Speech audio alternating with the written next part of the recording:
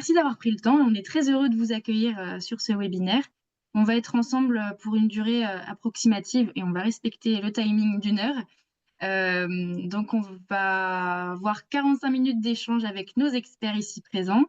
Et après, vous pourrez poser tout au long du webinaire vos questions dans le chat et on pourra y répondre à la fin. Voilà, et puis je pense qu'on va pouvoir commencer. Je me permets de faire un petit rappel parce que j'ai vu lors des inscriptions que certaines personnes souhaitaient avoir des informations supplémentaires sur qu'est-ce qui se cache derrière le logo Bleu Blanc Cœur. Et donc, c'est l'occasion pour moi de prendre la parole et de vous expliquer qui on est, ce qu'on fait. Donc, Bleu Blanc Cœur, on est une démarche de qualité. On promeut une agriculture plus durable, respectueuse du vivant, notamment à travers des pratiques agroécologiques. Et notre boussole, on va dire, c'est la santé. C'est la santé de l'homme, mais aussi la santé des animaux et des sols. Donc, on est inscrit dans l'économie sociale et solidaire et en fait, on œuvre à améliorer toute la chaîne alimentaire. Donc, concrètement, comment est-ce qu'on va faire? On va agir à la source. On va promouvoir justement un retour vers le pâturage des animaux et aussi favoriser des cultures d'intérêt nutritionnel et environnemental, donc comme le lin, la luzerne et le lupin. Et donc, en fait, si les animaux mangent ces plantes d'intérêt nutritionnel, c'est comme nous, les hommes, lorsqu'on mange diversifié, on est en meilleure santé. Les animaux, c'est pareil. Et donc, les animaux sont en meilleure santé. Ils ont des produits, donc la viande, les œufs, les produits laitiers, sont de meilleure qualité nutritionnelle. Et donc, ça, on peut le mesurer. Et on a un indicateur clé qui sont les oméga 3. Donc, avec tous les acteurs de la chaîne alimentaire, on va pouvoir vérifier que voilà, on a une teneur en oméga 3, un profil intéressant. Et c'est ce qui nous permet de dire que les produits Bleu Blanc Cœur, ils ont une haute densité nutritionnelle.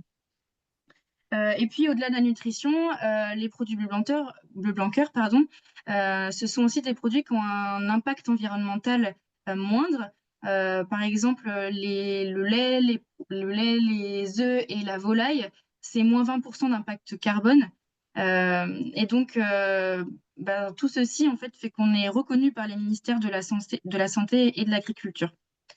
Donc, pour résumer un peu ce que je viens de dire, on a trois valeurs à Bleu Blanc Cœur. La santé, parce qu'on a des produits de meilleure qualité nutritionnelle. On l'a prouvé scientifiquement, les oméga 3, tout à l'heure je parlais de l'indicateur des oméga 3, ça a un impact clé sur notre santé. Et aujourd'hui, 98% des Français en sont déficients, donc il y a vraiment un intérêt en fait sur la santé de l'homme. On va également jouer sur le climat parce qu'on va mettre en place des cahiers des ressources. On va interdire l'huile de palme, on va limiter le soja et interdire le soja issu de l'importation. Et puis, on va justement favoriser ces cultures françaises d'intérêt nutritionnel et environnemental. Et puis, notre troisième pilier, c'est l'accessibilité, parce que pour nous, ça ne sert à rien de développer un modèle agricole qui soit sain et durable s'il reste réservé à une minorité. Et donc, c'est dans cette logique du moins mais mieux, on peut voir à l'écran changement des modes de consommation, moins mais mieux, qu'on a souhaité organiser ce webinaire. Et donc, sur le thème de la végétalisation de l'assiette, on espère qu'il va vous plaire autant que nous lorsqu'on l'a préparé avec Nicolas et Camille. Je vais vous laisser vous présenter, Nicolas et Camille. Nicolas, si tu veux commencer. Ok, très bien. Alors bonjour à tous, ravi d'être présent parmi vous et d'avoir été convié par Bleu Blanc Cœur. Pour ma part, je suis de formation initiale docteur en biologie et puis par la suite, j'ai passé mon diplôme pour devenir diététicien nutritionniste.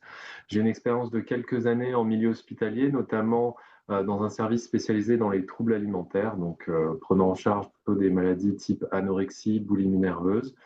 Et par la suite, je me suis formé à la cuisine et aujourd'hui, je suis à temps plein à l'ex-Institut Paul Bocuse, aujourd'hui nommé Institut Life, en qualité de professeur en sciences de l'alimentation, chimie des aliments et nutrition.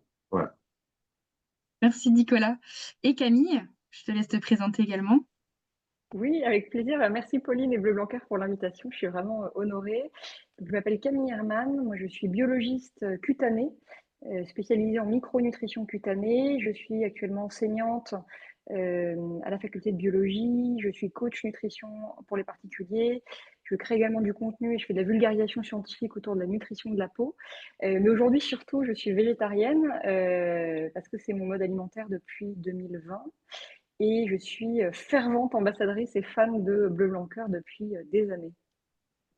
Merci Camille. Alors pour rappel, donc Camille et Nicolas, vous faites partie de la communauté associative Bleu Blanc Cœur. En deux mots, on a toute la démarche Bleu Blanc Cœur, mais on a aussi une communauté associative qui fédère plus de 35 000 personnes. Et aujourd'hui, c'est le plus grand collectif du bien manger et du bien produire en France, et on en est fiers, comme tu le soulignes Camille.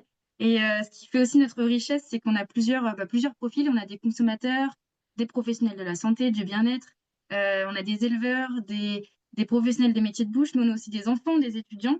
Et tous ensemble, en fait, on prend la parole et on sensibilise et on informe sur ces valeurs qui nous semblent essentielles. Alors concrètement, qu'est-ce qu'on y fait? Ben, on se voit, on fait par exemple des apéritifs à l'échelle locale pour se rencontrer. On s'informe et se forme, notamment via ce webinaire. On sensibilise, vous voyez une petite photo où on explique le bien manger aux enfants. Et puis on soutient les agriculteurs engagés dans des pratiques durables. Voilà un peu ce qu'on y fait dans la communauté Bleu Blanc Cœur, donc n'hésitez pas à nous rejoindre. Et puis, ben voilà, on va commencer le webinaire. Nicolas, est-ce que tu peux nous expliquer qu'est-ce que signifie le mot végétarisme? Qu'est-ce qu'il y a derrière ça? Est-ce que c'est une pratique ancienne qui revient à la mode ou est-ce que c'est vraiment quelque chose de nouveau? Très bien, Pauline. Mais alors, pour commencer, voilà, on voit sur le petit graphique qu'on a mis sur cette diapo qu'en fait, il y a eu toute une diversité aujourd'hui de régimes qu'on retrouve. Alors, si on part de la gauche vers la droite, on va retrouver en premier lieu le régime qu'on appelait historiquement omnivore, hein. Donc, l'idée, c'est d'inclure l'ensemble des groupes alimentaires, régime de la tradition culture française, hein, voilà. On arrive sur un régime flexitarien, qui est un régime en fait qui existe depuis l'histoire de l'humanité, mais qui aujourd'hui est très à la mode. En fait, c'est le mot qui est très à la mode, mais le régime, lui, a un vrai sens nutritionnel, en tout cas, dans le sens où en fait, on va ne consommer que ponctuellement des produits d'origine animale. Donc, on est quand même axé sur des sources de protéines plutôt végétales ou de produits dérivés des animaux, à savoir le lait, les produits laitiers et les œufs. Et on a une réduction au profit de la qualité de ces protéines animales. On arrive ensuite sur des déclinaisons de régime végétarien. Vous allez avoir le pesco végétarien, ici nommé le PC je vais y arriver, pescétarien. Vous avez l'ovo-végétarien qui inclut les œufs, vous avez les lacto-végétariens qui incluent les produits laitiers. Bref, vous avez toute une diversité. Ici, en l'occurrence, dans le pesco-végétarien, eh ben, on a une exclusion d'une partie des produits animaux et on va maintenir la consommation de fruits de mer et de poissons. On passe sur le végétarien tel qu'on l'entend traditionnellement. Cette fois-ci, vous le voyez, exclusion des produits animaux, mais on maintient bien sûr les produits laitiers et les œufs, notamment. Et puis après, on passe sur le régime végétalien, cette fois-ci. Donc, au niveau de la sémantique, c'est subtil. Mais par contre, ce régime végétalien donc, appartient au mouvement socioculturel, on va dire, des véganes, donc, où on n'utilise plus les animaux sous quelque forme qu'elle soit. C'est pour ça qu'en dessous, on vous met la suppression du cuir, la suppression des cosmétiques testés sur les animaux. Et dans ce régime-là, eh on aura non seulement l'exclusion des produits animaux, mais en plus l'exclusion de l'ensemble des produits dérivés des animaux, à savoir pour la majeure partie les produits laitiers, les œufs, et puis de manière plus anecdotique, dans certains cas, on ne consomme plus de miel puisque produit par les abeilles, etc. Donc voilà un petit peu pour cette diversité-là. La deuxième partie de la question est difficile à répondre. Est-ce que c'est un phénomène récent ou une pratique ancienne? Ben, c'est très variable en fonction des cultures alimentaires finalement. Il faut savoir que le végétarisme en Occident, en tout cas en Europe de l'Ouest, est plutôt un mouvement qui nous vient de Californie des années 60. Donc c'est un mouvement qui est relativement récent dans notre culture alimentaire. En revanche, si on pense à des populations bouddhistes, si on pense à la culture ayurvédique, là, le régime végétarien et parfois même des déclinaisons du régime végétalien, c'est des cultures alimentaires qui existent depuis plusieurs milliers d'années. Donc c'est très variable en fonction de la culture. Donc, on peut voir sur le graphique que les raisons qui poussent des personnes à devenir flexitariens ou végétariens, est-ce que tu peux nous expliquer un peu, nous lire ce graphique? Oui, alors en fait, on a essayé de comprendre quels étaient les principaux leviers qui pouvaient pousser à modifier son alimentation sans raison médicale, bien sûr, hein. Donc là, c'est une étude qui a été menée sur 12 000 répondants et on essayait d'identifier les leviers, le ou les leviers. Les répondants pouvaient avoir plusieurs raisons hein, d'adopter un régime végétarien. Et ce qui ressort le plus régulièrement, soit c'est des notions liées à la santé, peut-être l'association que certains produits animaux peuvent être nocifs à la santé, euh, à tort ou à raison, hein, bien sûr. En tout cas, cette notion de préserver la santé. La notion aussi du fait que ce n'est pas indispensable dans les choix alimentaires. Il y a des personnes qui nous expliquent clairement que ça ne leur manque pas. Et puis, bien sûr, dès qu'on rentre un petit peu dans le détail, pour plus d'un tiers, près d'un tiers de la population, c'est la notion éthique qui prend le dessus avec la problématique du sacrifice des animaux. La raison environnementale, bien sûr, avec les conséquences écologiques de l'élevage et notamment des élevages intensifs. Et il ne faut pas oublier, surtout dans notre économie actuelle, bien sûr, la raison économique. Il y a une raison aussi budgétaire. Et c'est pour ça que parfois, on parle aussi de régime budgétarien. Et c'est notamment le cas, je le vois moi chez mes étudiants, où en fait, on va manger ce qu'on peut s'acheter concrètement. Et là, ben, bien sûr, la viande, et quand on regarde un petit peu le détail des viandes, notamment la viande rouge, c'est une viande qui est assez onéreuse et on voit qu'en taux de vente en France, c'est celle qui a tendance à le plus baisser également. Ok, merci Nicolas. Et donc justement, on a une végétarienne parmi nous, Camille. Est-ce que tu te retrouves dans ce graphique, dans ces raisons-là? Est-ce que tu peux nous dire qu'est-ce qui a changé tes habitudes alimentaires? Oui, alors moi je suis végétarienne, donc je consomme des œufs et des produits laitiers. Je ne consomme pas de viande et du miel, mais je ne consomme pas de viande et pas de poisson. Et donc je ne suis pas pescétarienne, je suis vraiment végétarienne stricte strictement depuis 2020. Alors pour moi le changement a été euh, pas immédiat. Je suis parisienne, j'ai travaillé longtemps dans l'industrie dermocosmétique pendant 15 ans, avec des grosses journées intenses, peu de temps en fait finalement. Et quand je déjeunais en fait à l'extérieur le midi, il n'y avait pas beaucoup d'options. En fait, on avait soit burger, soit sushi globalement, soit des restaurants dits healthy restaurants qui étaient plutôt végétariens ou véganes. Et en fait, au début, moi, j'étais très consommatrice de burgers, de sushi, et j'ai vite été sensibilisée au fait que c'était pas toujours des viandes ni des poissons de qualité. Et donc, pour moi, la solution santé facile, c'était d'aller déjà vers l'option végétarienne, vegan, healthy, qui étaient ces concepts de restaurants plutôt santé, avec une mise en avant, du sourcing des ingrédients, en tout cas qui me rassurait. Il y a eu déjà ça qui a réduit ma consommation de viande et de poisson. Après, quand moi je faisais mes courses, je vais être très sincère, je suis pas du tout la consommatrice qui fait son marché le week-end. Enfin, j'avais pas le temps en tout cas de faire mon marché ou d'aller chercher des produits locaux.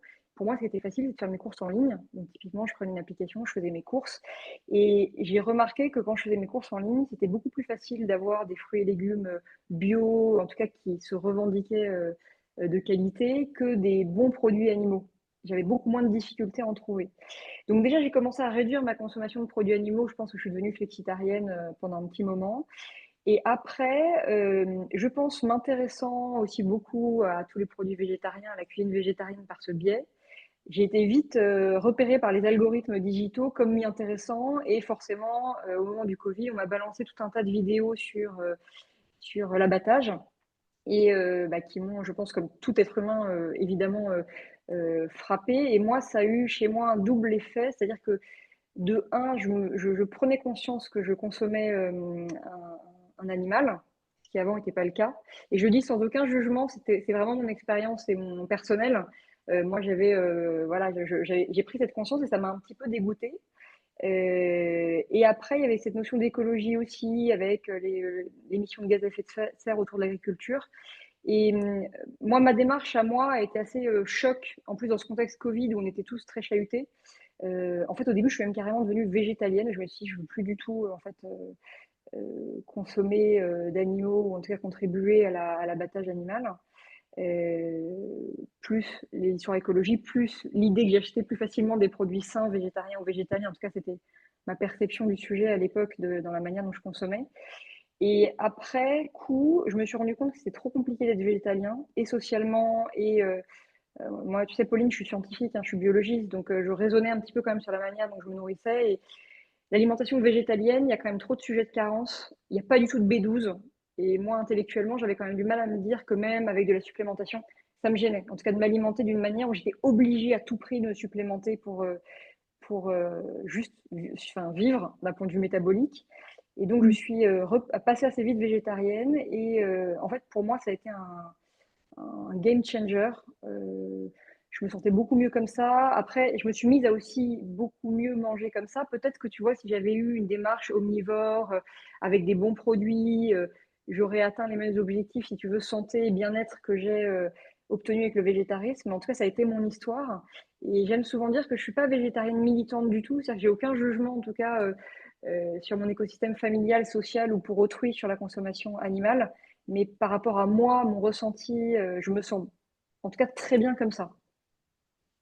Du coup, toi, tu es ambassadrice, Camille, assez récemment. Tu as découvert, comment est-ce que tu as découvert les produits Bleu Blanquer, lesquels tu utilises? Parce qu'on voit à l'écran les produits Bleu Blanquer qui sont adaptés justement à la pardon, végétalisation des repas. Je sais, je te connais qu'il y en a un que tu utilises bien, plutôt bien. Pourquoi ces produits? Enfin, pourquoi est-ce que tu les aimes bien? Alors écoute, oui, bah, les œufs, clairement, je pense que c'est l'étendard végétarien, les œufs Bleu Blanquer, qui sont juste fabuleux et qui permettent aussi d'augmenter sa consommation d'oméga 3. Parce que bah, Nicolas en reparlera peut-être, mais c'est vrai qu'il y a cette notion quand même de réussir à avoir une consommation suffisante d'oméga 3. Comme on ne consomme pas de poisson gras quand on est végétarien, il faut se supplémenter idéalement en EPA-DHA, ce que moi je fais, mais en plus augmenter sa portion d'oméga 3. Et les œufs Bleu Blanquer, pour ça, c'est superbe. En plus, c'est une source de protéines qui est très complète, une source de protéines animales. Donc moi, j'étais aussi, je sais que en tout cas, je pense que je mange bien en consommant des œufs tous les jours. Ça me fait quand même une protéine animale et complète qui Hmm. apporte à mon équilibre global une certaine intégrité. Voilà. Donc les œufs Bleu Blanquer, j'adore tous les jours, deux, voire trois, si j'ai sauté une journée d'œufs Bleu Blanquer. Les produits laitiers, clairement, ça dès que j'en trouve, j'en prends. Euh, Parce que les produits laitiers, on oublie souvent, mais c'est aussi des produits qui sont protéinés, donc ça permet aussi d'augmenter la partie protéines. On parlera peut-être des protéines après. Le On lin en aussi, parlera. la linette, les huiles oméga 3 qui sont chez vous enrichies en oméga 3. La Donc il lignette, y a c'est du peu, coup, c'est de la farine de lin, pour préciser. exactement, Tout à fait. Et qui puis, sert en donc tout là, cas à augmenter mes apports en oméga 3. et donc, en fait, donc ce que tu dis, c'est donc produits laitiers, produits de meunerie, les œufs.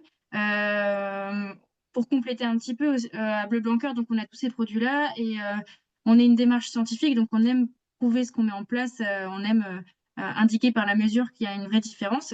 Et donc, aujourd'hui, nos recherches actuelles, elles portent sur le végétal.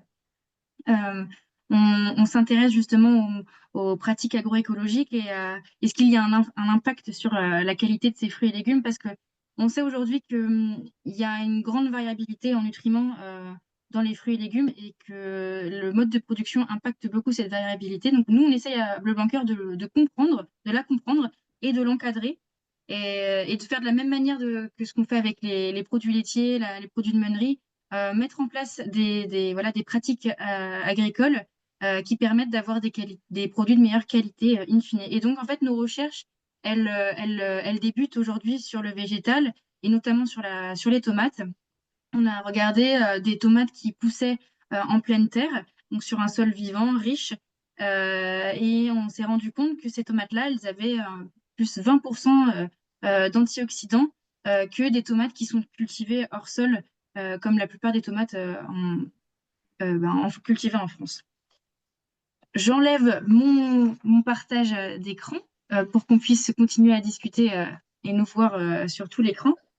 Nicolas, est-ce que tu peux nous expliquer maintenant quels sont les effets avérés sur la santé? Ça a été un peu initié par Camille, mais est-ce que tu peux nous apporter voilà, cet éclairage et qu'est-ce que dit la science à ce propos? Très bien, oui. Alors nous, on s'appuie sur les recommandations officielles, hein, qui sont données. Donc, ce ce qu'on voit aujourd'hui dans la mise en place d'un régime végétarien, les principaux avantages qu'on va retrouver, c'est une diminution de certaines pathologies cardiovasculaires. Donc ça, c'est plutôt un point très positif. Alors, les associations, hein, c'est de l'épidémiologie humaine, donc c'est toujours très compliqué d'établir un lien précis. Donc, je prends toujours des pincettes quand je dis ça. Voilà, c'est les intérêts, en tout cas, qu'on peut retrouver, qu'on a identifiés. On favorise le bon équilibre du microbiote, donc ça c'est extrêmement intéressant, surtout avec les études récentes qui montrent le lien entre microbiote et immunité et vieillissement notamment. Donc ça vient du fait qu'on a une augmentation de la consommation de fibres, qui est également un autre avantage, et également une consommation en micronutriments, puisque tu l'as très bien dit, Pauline, dans ces produits-là, on va avoir non seulement toute une batterie d'antioxydants, mais également de minéraux, de vitamines, donc qui vont participer à notre équilibre métabolique. Il y a une importance aussi des combinaisons alimentaires, donc on peut être végétarien et garder une bonne diversité alimentaire, et ça c'est la clé même d'entrée de ce régime végétarien pour le faire correctement. Si on regarde maintenant le pendant un petit peu plus négatif, quelles sont les limites nutritionnelles de ces régimes végétariens? On en parlait juste avant ce webinaire, donc il y a eu l'ANSES qui a publié il y a quelques mois un rapport sur les risques de carence en oméga 3. Donc ça peut être une problématique qu'on observe, végétarien et végétalien d'ailleurs. Et là, pour le coup, la démarche de Blanquer prend tout son sens puisqu'on va pouvoir augmenter ses apports. Le risque aussi, quand on conduit un régime végétarien un petit peu maladroitement, c'est le déficit en protéines. Donc on va reparler un petit peu plus tard dans ce webinaire de comment justement s'assurer de ces apports en protéines, de bonne qualité en tout cas, de qualité nutritionnelle. On peut avoir des risques en certains micronutriments. On va parler notamment du fer et particulièrement chez les femmes notamment. Peut avoir des carences en zinc également qui sont avérées. Et puis Camille l'a abordé rapidement également. La vitamine B12 est une vitamine qu'on ne trouve que dans les produits animaux ou dérivés des animaux. Donc effectivement, le risque, si on a une consommation irrégulière de produits laitiers ou d'œufs, c'est d'avoir des carences en B12. Donc soit il faut trouver les groupes alimentaires qui vont nous permettre d'augmenter ces apports en micronutriments, soit en seconde démarche, on va devoir complémenter l'alimentation pour s'assurer qu'on atteint tous les niveaux nutritionnels pour l'ensemble des micronutriments. Voilà le risque. Le dernier risque, je dirais, du régime végétarien, c'est la méconnaissance peut-être du régime végétarien, ou en tout cas le fait de vouloir changer radicalement, drastiquement d'alimentation sans forcément avoir de connaissances nutritionnelles et derrière d'entraîner des déséquilibres alimentaires. Peut-être là qu'on peut retrouver. Tout à l'heure, tu parlais des protéines. Oui. Vous m'entendez bien? Oui, j'ai Oui. entendu un écho. Tout à l'heure, tu parlais des protéines, Nicolas. Aujourd'hui, il y a des recommandations, notamment de l'OMS, sur comment équilibrer ces protéines. Est-ce que tu peux nous en dire davantage? Oui, alors aujourd'hui, on s'appuie sur donc, différentes recommandations de l'OMS. Il y a un rapport de Lancet qui est sorti en 2019 aussi, qui aujourd'hui estime qu'on devrait atteindre dans un équilibre nutritionnel, enfin viser à atteindre 50% de nos protéines d'origine végétale. Alors, il faut savoir que tous les aliments contiennent des protéines, hein. Quand on mange des céréales, quand on mange des légumineuses, quand on mange des fruits à coque, on a naturellement des légumineuses. Donc, même pour quelqu'un d'omnivore, on ne s'en rend pas compte, mais une partie non négligeable de nos protéines proviennent de la part, de notre alimentation végétale. Mais effectivement, on atteint difficilement 50%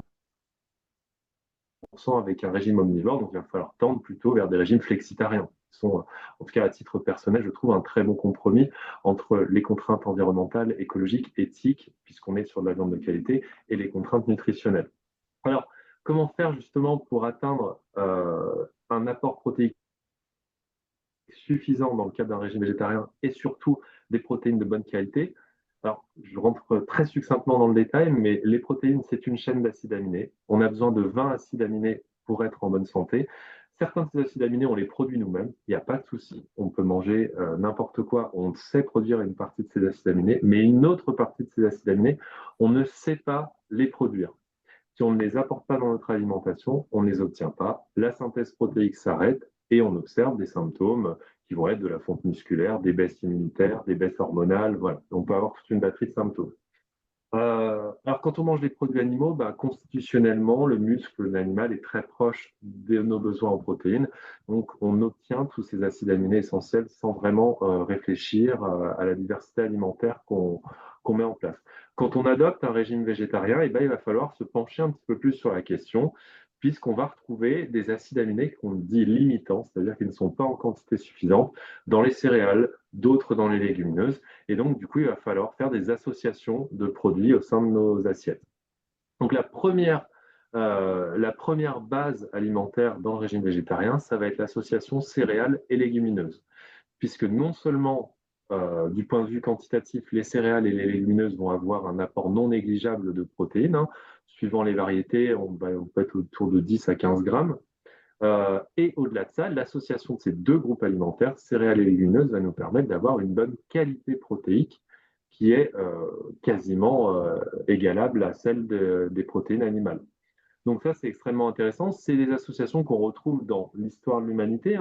Si on voyage à travers le monde, on va en Amérique centrale, on va avoir le maïs et les haricots noirs, on va aller en Amérique latine avec le riz ou le quinoa et puis le haricot rouge. On va en Orient, on va retrouver la semoule de blé avec les pois chiches, la lentille et le riz en Inde, le soja et le riz sur le continent Asie de l'Est, Chine, Japon. Bref, on a ces associations partout.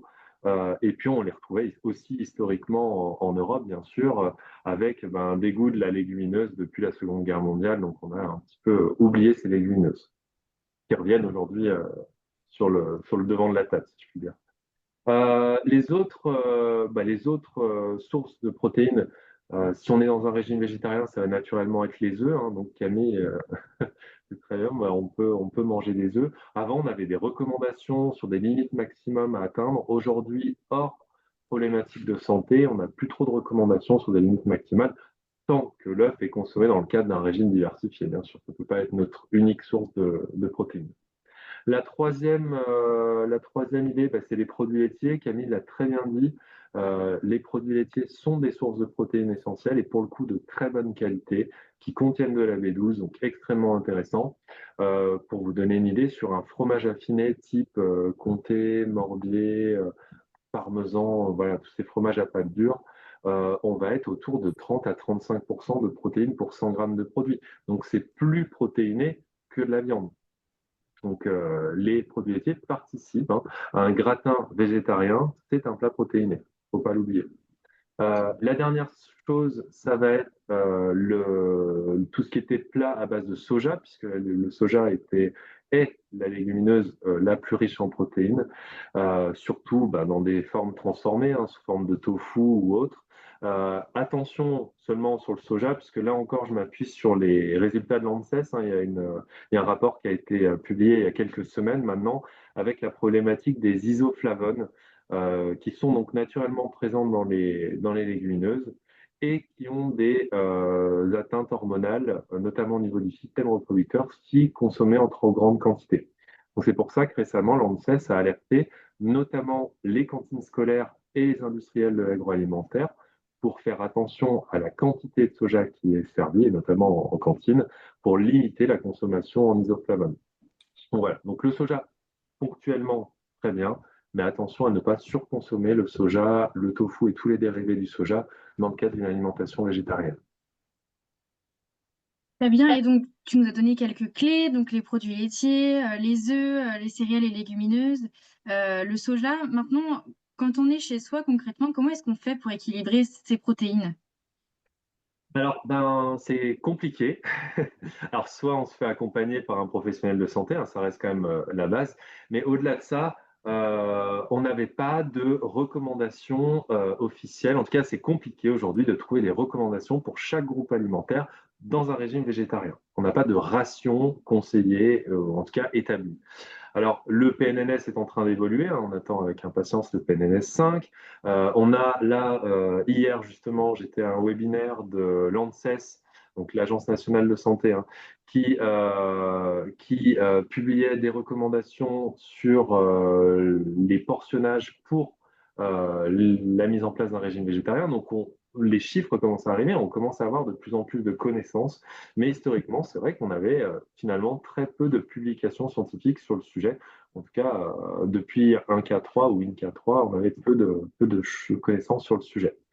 Après, bon, ben, ça va être la première chose, bien sûr, ça va être de s'écouter aussi à un moment donné, puisque la protéine animale ou la protéine d'une manière générale, en tant que nutriment, est le nutriment le plus rassasiant.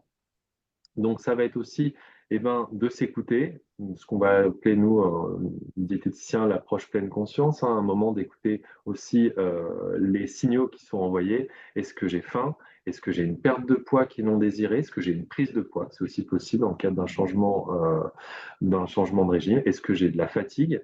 Donc voilà, tout ça sont des signaux qu'il faut savoir entendre. Si vous avez faim, c'est que trop tôt dans la journée, c'est que soit il y a un manque de quantité, un manque de fibres, en tout cas il y a une digestion qui est rapide et donc du coup des apports qui sont peut-être insuffisants ou en tout cas déséquilibrés. Donc ça, il faut s'écouter.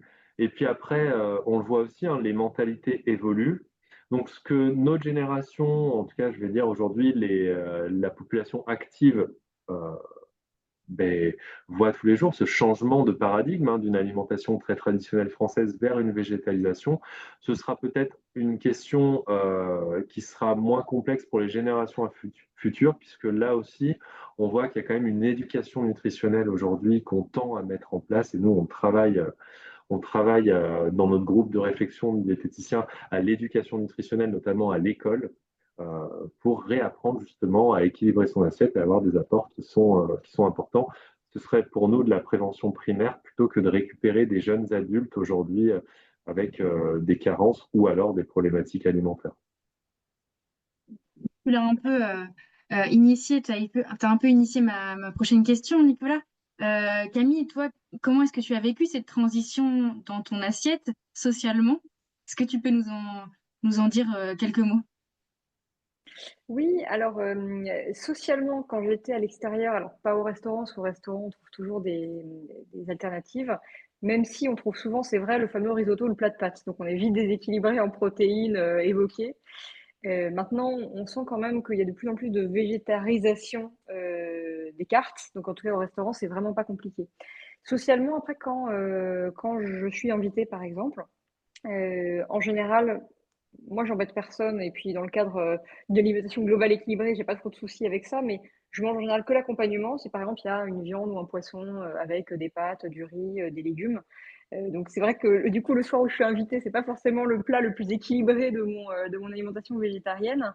Mais je trouve que c'est important aussi quand on est végétarien, on est quand même, voilà, on a une alimentation qui est différente. C'est bien aussi de s'adapter un petit peu. Et moi, mes amis savent que je suis végétarienne aujourd'hui, donc c'est hyper sympa. En général, quand on m'invite, il y a toujours des pois chiches, des œufs durs à la place de la viande ou quelque chose qui me permette d'avoir un substitut à la viande et au poisson. J'ai vécu une expérience sociale assez amusante parce que je me suis rendu compte, et comme le disait Nicolas par rapport à la culture, en France, c'est vrai qu'on a une culture très traditionnelle qui est autour de la viande et du poisson.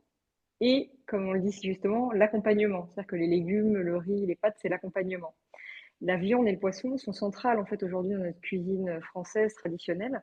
Et du coup, quand on se met à enlever cet élément-là, c'est plus compliqué quand on est dans un univers social qui est moins sensible, en tout cas à la culture végétarienne, où en fait parfois ils se retrouvent complètement désorientés, ils ne savent pas quoi nous faire à manger.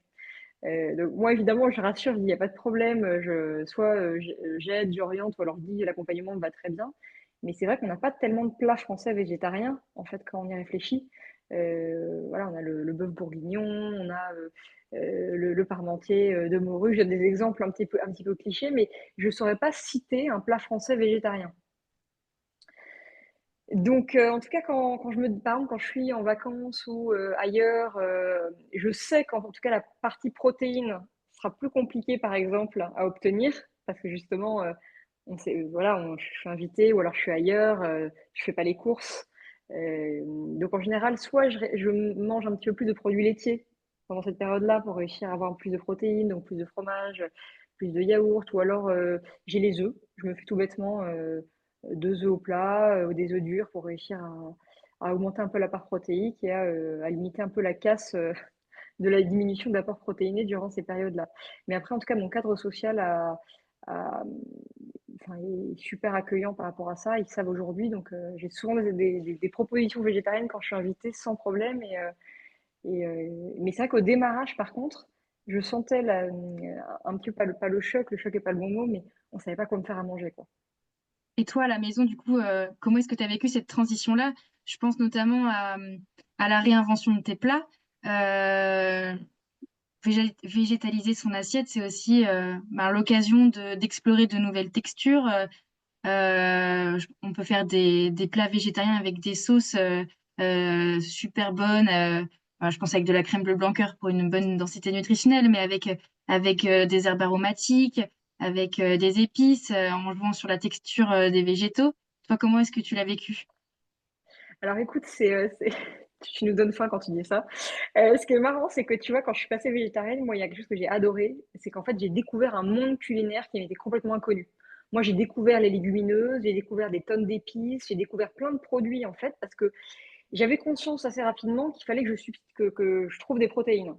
Et bon, les œufs, le tofu, qui sont les protéines les plus connues dans le végétarisme, tu tournes quand même un peu vite en rond. Donc, tu vas chercher après les légumineuses. Enfin, progressivement, tu vas découvrir d'autres sources de protéines. Et je me suis amusée comme une dingue, en fait, parce que tu découvres des recettes nouvelles que tu n'as jamais testées. Donc, tu cuisines tous les jours. Moi qui suis hyper créative, je me suis amusée vraiment follement, en fait, avec tout ça. Cette découverte m'a beaucoup plu. Après, j'ai fait des erreurs au début. Je trouve ça intéressant d'en parler. Par exemple, j'étais un peu, voilà, je voulais tout découvrir, je voulais beaucoup cuisiner toutes les légumineuses et du coup, je me mettais à manger plein de légumineuses. Par exemple, j'en faisais vraiment le midi, le soir, j'étais à fond. J'ai eu toute une phase où je faisais des légumineuses à fond, notamment dans ma phase végétalienne qui a été très courte, mais où je mangeais beaucoup de légumineuses. Et en fait, je me suis aperçue que j'avais quand même un niveau d'énergie assez bas. Et Nicolas pourra peut-être en reparler, mais en fait, les légumineuses, c'est protéique, mais c'est hyper glucidique. Et ça, on oublie parfois de le dire en fait aux végétariens ou végétaliens. C'est que c'est très bien en fait de substituer les protéines par autre chose, mais c'est pour exploser le quota de sucre ou de glucides dans l'alimentation. On le ressent sur l'énergie, parce qu'en fait, qui dit glucides dit explosion de glucides et derrière en fait hypoglycémie réactionnelle, donc on est crevé, ou alors juste trop de glucides et donc insuline, etc., etc., et donc problème de santé. Donc, je me suis un peu calmée sur les légumineuses, mais c'est vrai qu'au début, j'ai découvert les currys de lentilles, les currys de pois chiches. Et après, j'ai un peu rebasculé davantage sur des œufs et du tofu pour rééquilibrer tout ça et des produits laitiers, parce que c'est vrai que j'étais trop dans les légumineuses à un moment donné, quoi. Ça, c'est clair. Dans les erreurs, tu vois, de base, il y avait ça. J'ai découvert aussi on parle des oméga 3.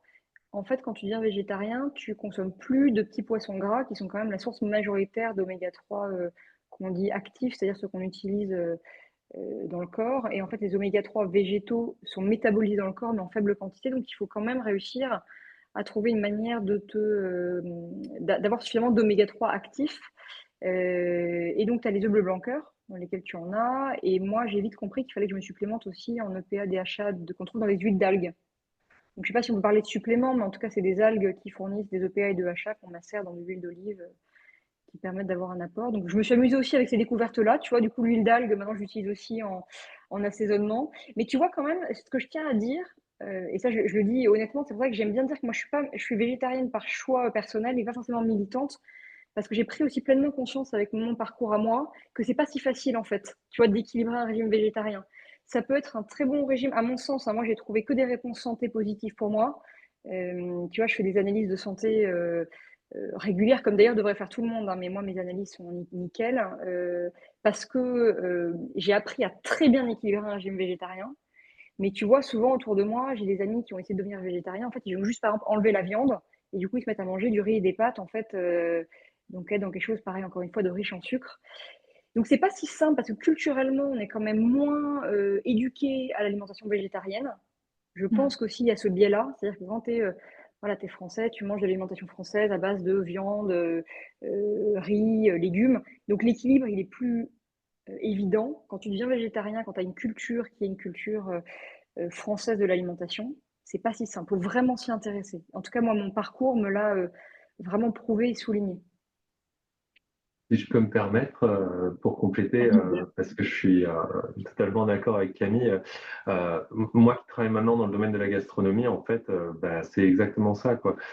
On traite la viande et le poisson parce que c'est la partie onéreuse, c'est la partie noble de l'assiette, et la garniture, souvent, on la passe au second plan. Donc, on va faire quelque chose de simple, de rapide et de peu onéreux. Et du coup, quand je suis arrivé à l'Institut Life, il y a 7 ans, mais l'idée même pour les chefs de faire du végétarien, c'était presque insultant parce qu'on n'allait pas valoriser leur travail qui était celui de la viande et du poisson. Aujourd'hui, je vois dans notre restauration interne, ça a totalement évolué. On a un taux de prise de végétariens de 20% chaque jour. Et il n'y a pas 20% de végétariens chez nous. Ça veut dire qu'il y a énormément de flexitariens, en tout cas de gens qui ponctuellement ont plaisir à manger un plat végétarien parce que les chefs ont appris à les construire. On a créé des modules végétariens. On n'avait pas, hein. Nous, c'était modules, c'était que des modules sur le poisson, sur la viande, sur les abats, etc.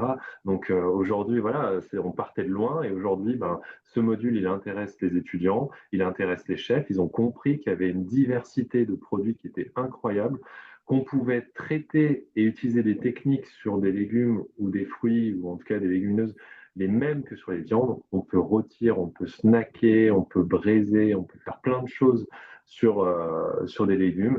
Et du coup, bah, on arrive aujourd'hui à valoriser, on peut faire de la fermentation, voilà, enfin bref, on peut faire plein de choses. Et donc aujourd'hui, on arrive à avoir une belle diversité, une belle offre végétarienne. On s'appuie aussi énormément sur la culture internationale. On a la chance d'avoir nos 80 nationalités dans l'école, donc du coup, on apprend énormément grâce à nos étudiants des 4 coins du monde. Et puis aujourd'hui, ben ouais, s'ils avaient commencé historiquement par juste le végétarien, c'est une assiette de garniture, aujourd'hui, on arrive à construire des assiettes différemment. Mais tu vois, même pour des professionnels de la restauration, ça a pris 6-7 ans de la transition. Et on n'est pas encore au bout de la transition, je pense.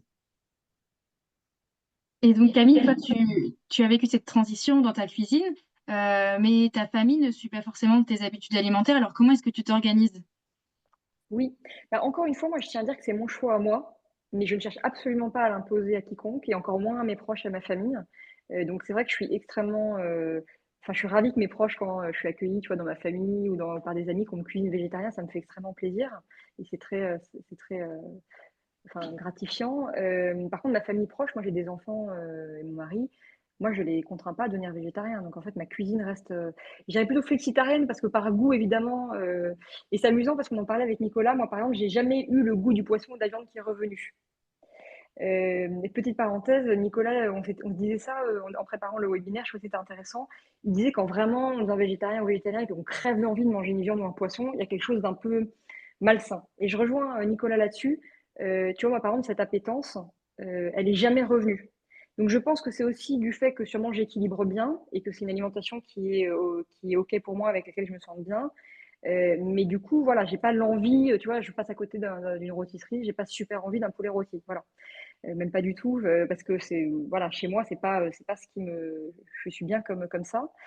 Et pour revenir du coup à ma cuisine, moi je cuisine du coup assez peu de viande et de poisson, où tu vois, je fais au four des choses assez faciles, mais parce qu'évidemment, moi j'ai pas une grosse appétence pour la cuisine de viande ou de poisson. Par contre, j'ai conscience que ma famille n'est pas végétarienne et j'ai pas envie de les faire devenir végétariens. Ils feront le choix qu'ils veulent, s'ils ont envie d'explorer cette alimentation un jour, mais en tout cas, aujourd'hui, ils sont omnivores. Donc, par exemple, quand je fais un plat à la maison, un plat familial pour mes enfants, mon mari, je commence par l'accompagnement, ce qu'on appelle l'accompagnement, c'est-à-dire je fais, tu vois, du riz, des légumes en quantité. Et après, en fait, la protéine, par exemple, eux, je vais leur faire, tu vois, un steak ou un poisson, s'ils ont envie de manger un steak ou un poisson. Et moi, je vais me faire à la place 2 œufs ou alors une portion de légumineuse. Et franchement, ça ne me prend pas plus de temps parce que tu vois, il y a un peu ce mythe parfois de on est obligé en famille de manger strictement la même chose, sinon c'est compliqué. Bah pas du tout, ça me prend exactement le même temps. C'est juste une casserole sortie en plus et tu as la viande qui cuit dans une casserole et à côté tu as mes 2 œufs ou alors mes pois chiches à la crème, tu vois, sur la casserole de gauche. Et après sur l'assiette, ça donne une assiette familiale globale. Je me sens pas du tout, tu vois, exclue du schéma familial ou quoi que ce soit. Donc non, c'est facile à adopter en famille, vraiment. Et justement, ça soulève une question importante, Nicolas. Est-ce que le régime végétarien, il est adapté à chaque personne, à toutes les tranches d'âge? à chaque profil? Alors, pour te répondre, là, je m'appuie sur les recommandations officielles. Le régime végétarien aujourd'hui, il est adapté pour des personnes en pleine santé et adultes. Je m'explique. Le régime végétarien, le risque, c'est de le mettre en place chez des personnes qui sont vieillissantes. On va parler de personnes au-delà de 65 ans, notamment. Pourquoi? Parce qu'on a un risque de sarcopénie plus élevé, donc de fonte musculaire plus importante, et donc, derrière, un déséquilibre en protéines peut accentuer ce phénomène. Les enfants, une alimentation stricte végétarienne ne doit pas être imposée chez les enfants non plus. Donc, à ce jour, moi qui travaille dans une commission sur l'offre alimentaire en restauration collective, on réfléchit à voilà, le nombre de repas végétariens qu'on peut servir en cantine scolaire pour ne pas dépasser justement ces seuils, en tout cas ces risques de carence. Enfants, adolescents, c'est la même chose. Les femmes enceintes ou allaitantes, attention également avec le suivi médical que ça entraîne. Donc là, pour le coup, ça mérite d'être suivi soit par un diététicien, soit médecin nutritionniste, hein. Donc c'est pas conseillé chez ces populations-là. Les personnes avec des maladies chroniques, je pense notamment, on entend tout et son contraire dans les services de cancérologie. Donc attention parce que le risque de dénutrition est extrêmement élevé chez les malades chroniques et du coup, on va éviter des évictions alimentaires qui vont éventuellement accentuer ce phénomène. Je rajouterais peut-être une dernière petite chose sur le régime végétarien. Moi, je viens avec un passif de 5 ans dans les troubles alimentaires. S'il y a des professionnels de santé parmi nous, j'ai envie de dire aussi attention systématiquement au levier motivationnel de la mise en place d'un régime végétarien ou végétalien, puisque bien sûr, si on identifie peut-être de manière subtile un début de trouble alimentaire ou une potentialité à l'anorexie, ça peut être aussi un levier qui est expliqué par certains de ces patients pour limiter leur prise alimentaire. Donc, moi, je suis devenu, par la force des choses, avec l'expérience, extrêmement vigilant aussi sur les leviers motivationnels chez une personne qui souhaite mettre en place ce genre de régime. Toi, ta recommandation, c'est je m'oriente vers un régime flexitarien à végétarien. Je vais consulter un professionnel de la santé capable de m'orienter et de m'orienter vers des bonnes décisions. En fait, c'est ce que dit Camille, hein, la base, c'est de quand on a un changement de mode de vie, mais quel qu'il soit, hein, une reprise sportive, un changement de régime alimentaire, voilà, en fait, c'est de faire un bilan de santé, alors, juste une prise de sang avec un minimum de paramètres biologiques, et puis de réévaluer à 6 mois, un an, voilà, pour voir si justement on a l'apparition de carences ou autre. Donc ça, pour moi, c'est la base et tout changement de mode de vie doit se faire accompagné par un suivi médical, hein, nutritionnel et médical. Eh bien, merci Nicolas, merci Camille. Je termine ce webinaire. On va répondre aux questions, bien évidemment, mais je ne vous laisse pas partir sans, sans cette dernière slide. Tout à l'heure, je vous ai parlé de la communauté associative. J'espère que vous voyez bien mon écran. Si vous souhaitez nous rejoindre justement pour être au courant des prochains événements qui se passent dans votre région ou à l'échelle nationale comme ce webinaire-là, n'hésitez pas à flasher le QR code et à vous inscrire.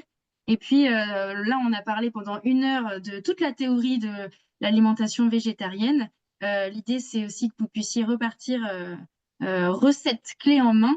Et donc, on vous a concocté un article avec des recettes végétariennes avec nos produits Bleu Blanc Cœur. Donc, vous aurez des entrées, des amuse-bouches, des plats et même des desserts pour vous amuser, voilà, pour tester un peu, comme a fait Camille dans sa cuisine, l'alimentation végétarienne. Je pense qu'on va pouvoir regarder les questions. Euh, j'ai vu une question qui pourrait peut-être te concerner, Nicolas. On a une question, donc, association de céréales et légumineuses, faut-il toujours les associer dans le même repas? Ah, c'est une grande question. En fait, c'est tout un débat qu'il y a aujourd'hui. Est-ce qu'on peut le faire sur la journée, au sein de la même assiette, au sein d'un même repas? À mon avis, enfin, du point de vue de la digestion et de la métabolisation, c'est quand même intéressant de l'avoir au sein d'un même repas. En revanche, pas nécessairement au sein de la même assiette. Vous pouvez très bien imaginer une entrée de légumineuses et un plat avec des céréales, par exemple. Si on rentre dans le détail, une entrée à base de lentilles vertes, une petite salade de lentilles et un plat de pâtes, ce serait très, très cohérent puisqu'à la fin, le bol alimentaire va être digéré en même temps. Ça peut être aussi avoir un plat de légumineuses et puis consommer du pain à côté ou alors avoir un dessert avec de la farine de blé. Ça pourrait aussi complètement être cohérent. L'idée pour optimiser cette qualité protéique en quantité, ce serait d'avoir environ 2 tiers de céréales et 1 tiers de légumineuses. Donc si on est en grammes, ce serait équivalent 100 grammes de céréales pour 30 grammes, 33 grammes pardon, 50 grammes de légumineuses. On a une autre question sur le sujet de la créatine. On nous indique un manque considérable de créatine dans un régime sans viande, alors qu'il y a un besoin pour la mémoire notamment. Est-ce que tu peux nous... Il n'y a pas forcément de question, je crois, en tout cas, dans cette remarque-là. Ok, il faudrait dans quel type de végétarien dans le régime végétarien? Attends, je reprends la question. Est-ce que je l'ai là? Non, je n'ai pas la question. En fait, le problème lié à la créatine, il dépend aussi de la diversité qu'on peut avoir dans son régime végétarien. Donc, il faudrait voir un petit peu de quel type de régime on parle, s'il y a de la consommation d'œufs et de produits laitiers aussi. Hmm. Je laisse la personne répondre et on peut peut-être passer à une autre question et en revenir Mhm. dessus. Euh, sans poisson ni viande, devons-nous augmenter la quantité de produits laitiers? C'est pour Nicolas. qui cette question? Eh ben, Camille, celui tu qui veux y veut aller? répondre. Je sais pas.